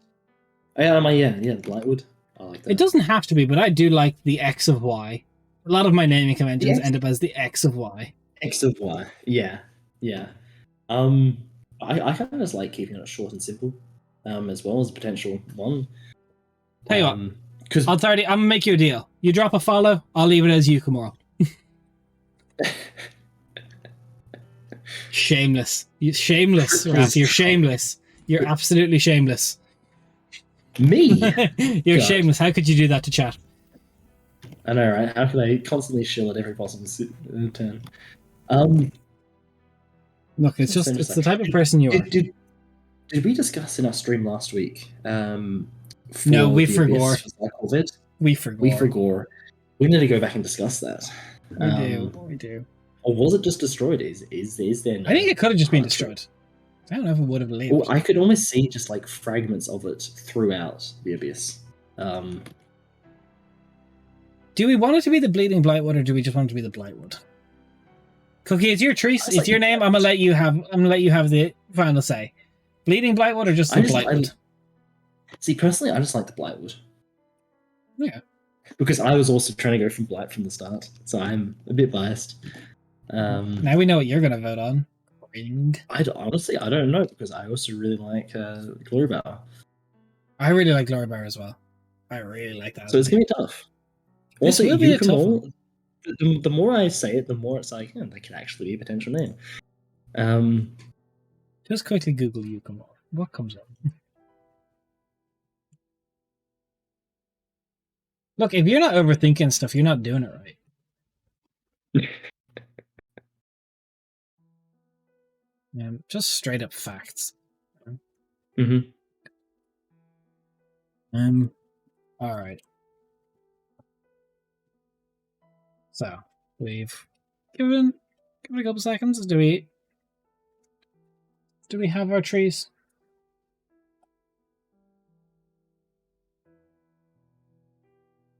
Okay. I'm gonna grab this. Pop the ball. It is started You have until then. Put your final suggestions for trees. Cookie says, "Why not both?" It's the bleeding blightwood, but people. I suppose people could. You can always refer to it as both. Yeah, you're not wrong. Oh, see, actually, you know what? I almost prefer it as just the blightwood, because the way I almost see it, the plane of negative energy, there is really nothing about blood so much, because it just almost just absorbs the life force without any real connection to the blood. Okay. Which is just the way I've been picturing in mind. The bleeding blightwood does have a good sound to it. You know, I just love alliteration. I know you love alliteration. Okay. Clock is ticking. I will be right back, Des. While You'll be right back. So, chat, let me know. What dice have you bought lately? Let's get distracted while Raph is away. Let's get fully distracted. Let's completely revolt from Raph, and we'll just get distracted right now. I don't know what the last set of dice I was. I do love words. True, yeah. The name can change also how the functions of said subclass. Yeah, that they are important because like you can often pull a lot of like inspiration for class design just from like literature and like the wording around stuff. And textual says one with very visible numbers from over 3 feet away. True. Making a minor arcana set and incarnate, that is going to take time. Wait, not major? Why major? Why minor over major? Normally when people make just one, they make the major. But that could just be me. I definitely merch ideas. You know what's actually really cool? Shadow, go ahead over to the Discord and look on the art thing, because all our character art for this campaign we're doing over Monday is tarot cards. All of it, like all the characters are tarot cards, and I think you'll love it. Look at this shit. They're really fucking cool. Daria did them. She's very, very talented. If you like to check out more of her work, it's there. But look at the characters. Raph is Calicinder. He is the Emperor. They're beautiful, though. They're beautiful. Yeah, look. It's an Eldritch God. The Glory Bearer is just... It's pretty pog demon. It's... Demon Disguise. It's not a bad choice to pick. It's up there. It's up there as a good one. It's just cool. I like that idea of a name. I'm going to have a difficult time voting because I think it's very, very cool. We're almost out of time. If you want a tree name, throw it in chat. We're getting there.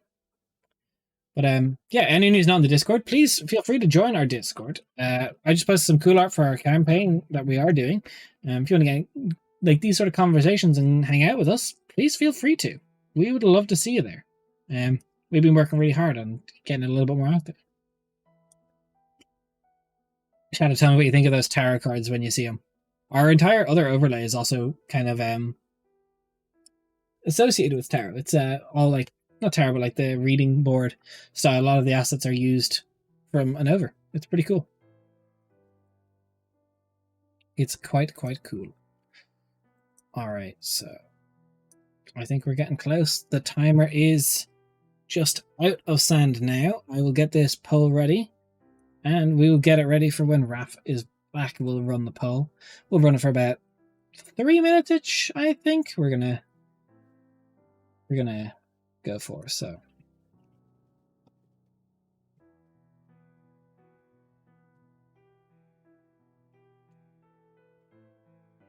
get this all set up.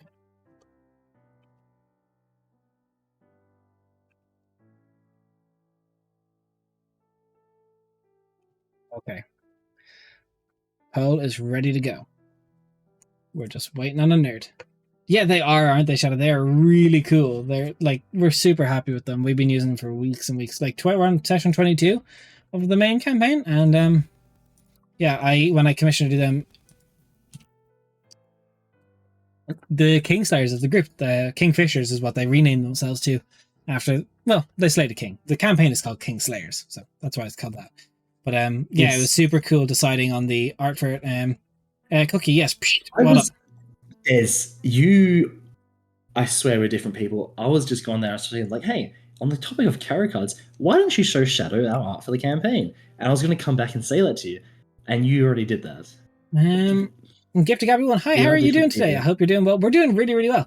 We're about to name a tree for the plane of negative energy. We have a big forest that connects every realm in our setting together, and we're going to name it. We're letting chat pick names. If you want to throw an idea for a cool tree name, we've got the Cypress of Conquest, we've got the Glory Bower Gallows, we've got the Blightwood, and we've got Yukamoro. If you want to help pick a name, you could drop a name in. We're talking about the negative energy plane. It was once a plane of extreme arcane advancement until they worshipped the moon and tried to gain powers from it, only to reveal a great old one was within inside.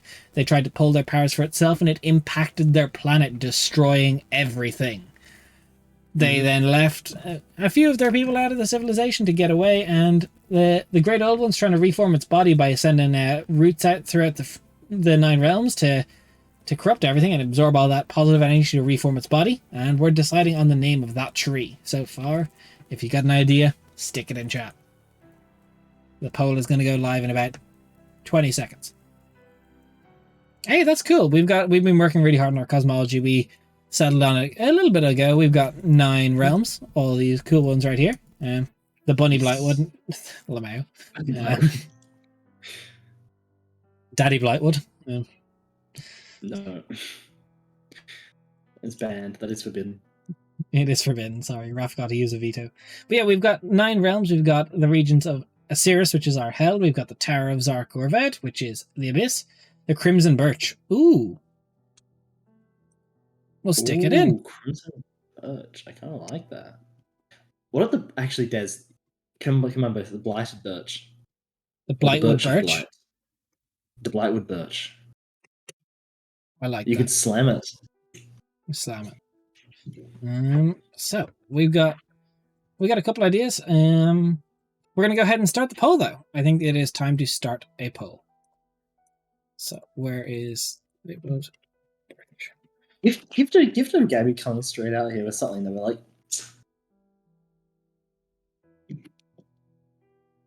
Go ahead, get voting. The vote is up. This is tough. It is tough. There's some really, really good names in there. I wonder who voted for Yukamor. Yukamor, authority out there. But yeah, Gift Gabby, how are you today? What are you up to today? Oh, the Blightwood Birch is catching up to. No love for the Cypress of Conquest. Big rip. Big rip. Oh, a little bit of love for the Cypress of Conquest. Someone heard you say that. Someone heard you say that. Someone heard me say that. Said no. You. The Glory Bower is winning. It's a tie race between that and the Blightwood Birch. It is. It is. 3 minutes on this, so it's not too long. Neck and neck. No, the Blightwood Birch is now ahead at 4 votes. Ooh. Spend some bits. Spend some bits, really 100 bits, double vote if you really gotta. But Gifty Gabby, what have you been up to today? Let us know how your day is. Let us know about your cosmology. Yeah. Was there anything in particular you were thinking about with your cosmology, or just in general? The butchering birch. Imagine a bunch of druids with butcher knives. That's funny. No, come back. Glory Berry, you got this. Yo, gotta vote. If you want it, you gotta vote. You know what? I do like the idea of the druids doing like sacrificial rituals of draining the life force of their victims to the tree, but like that is, and they carry like a symbolic butchering knife on them. Symbolic butchering knives on them, which they use to harvest the life force. You know, we could 100% next. You know, when we did a week stream for Osiris, and then we did a week stream for the Narhajad, we could 100% do it for this. We could do next week. We can do the Glory Bower Gallows or the Blightwood Birch, depending on which one it comes to. About a minute left on that poll. It could be a surprise comeback for the Cypress of Conquest. My Archfey descended from Celestials and Devils that abandoned the war between the gods, the first light and the first shadow. The Archfey are the kind of those devils. Ooh, that's fancy. I like that. That's interesting. I kind of like that idea.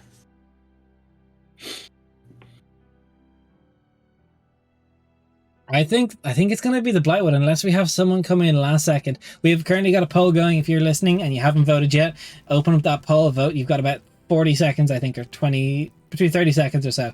We're deciding on the name, and it might be the Blightwood Birch that wins, or you could make sure it wins. Let us see what happens. I like it though. Either answer I am happy with. Yeah, I'm actually very happy with either. I can't complain. The tree of nothing sus though is still the tree of nothing sus. The Twitter tree. Okay, it is the Blightwood Birch that wins. The Blightwood Birch wins. So we'll have the circle of the Blightwood Birch. We will. Add it to the list. We have a list, Rob. Add it to the list. I don't know where the list has gone, but add it to that list. Yes. Honey, it's 4 p.m. Time for your D&D listing. Imagine they don't use metal. It's just a flex. They make it of the roots. Oh, that'd be cool. Oh, I like that actually. Or if they make it of iron because they don't care that they can't use metal. That's also an approach. 100%. That is an approach to do. But yeah, we got some really, really good history of the negative energy plane. We talked about the wood tree there of it. Yeah. Like, we did good. This is the intersection between warlocks and druids that I, for one, have always wanted. Yeah, I think we're not going to get much more done today, so we're going to go ahead and raid out. To Gift to Gabby and everyone else who joined last second, or people who watched today. This is the last little bit of the stream where I kind of just chill about who we are. If you liked what you saw, if you want to hang out with us on Wednesdays, please consider following. We're only 11 followers away from 300, and it mean the world to us. We're working really hard on this, and we'd really, really appreciate it. If you like what you saw and you want to support us further, we have you obviously can subscribe to the Twitch channel or the Patreon for $5 a month. If you subscribe to either, you get access to our World Anvil. All you have to do is reach out to me on Discord when you do. I am Des, so join the Discord, reach out to me if you sub. You can access the World Anvil, read everything we do, and see what's up on the World Anvil, what the World Anvil doing. Yeah. There's a lot of good stuff on there, and we update it at least every Wednesday, if not more often. And if you want to support us further, we have a Patreon with 3 tiers currently. The $5 a month tier will get you access to all our homebrew content that we're going to be releasing. Currently, there's already the College of the Brass Lungs over there, which is a bard college dedicated to to basically being a town crier and yelling at all your friends and saying, "Yo, what you doing?" with a large spectral bell. It's pretty cool. If you'd like that, if you'd even just want to see it, look at it. It's got cool art. At the very least, it's got cool art. Other than that, we have a $10 a month tier, have all access to our battle maps. We showed off some at the start of today's stream. If you want to get access to all our battle maps that we use weekly, they get updated every Tuesday or Wednesday, depending on my schedule. I will update them currently this evening for the ones we used yesterday and Sunday. They're very, very cool. And we got battle maps. You can use them at your leisure. If you really want to peek behind my maddening mind and see how I run my sessions and why I run them like I do, it's $15 a month and you get access to my session reports. And that kind of just talks about how I think this session went and what could have gone differently and what the knock-on effects of things will be. Alternatively, if you go down to our About section, we've also set up a Throne account. I kind of got recommended by a friend to set it up with a referral code. So we're going to have it there. We've got community gifting enabled. If you want to help us upgrade the stream quality, there's options down there to help that with new microphones and cameras and such. Or just subscriptions to Zoom. Great way for a more direct help to the stream. It's not necessarily giving us a sub or anything like that, but still helping us out directly. It's great. Yeah. Other than that, we're going to go ahead and raid out. I think that's all the announcements. I shamelessly shielded a lot today, but I really would appreciate a follow. Both of us would. It's been really, really cool. And before we go, Gabby said there were 2 divine couple gods in the beginning. The couple born from the first light, Mana and Zeph. The gods from shadows it created are Ru and Jin. All was peaceful between the couples and their children, even played together until the dark couple started studying magic on how to create more universes and how to rule the light. The couple of light fought them first with words, and then the couple of light made the first celestials. The dark in retaliation made devils. Ooh, that's really cool. We should definitely... That's a cool way to start, like, the war between all of them.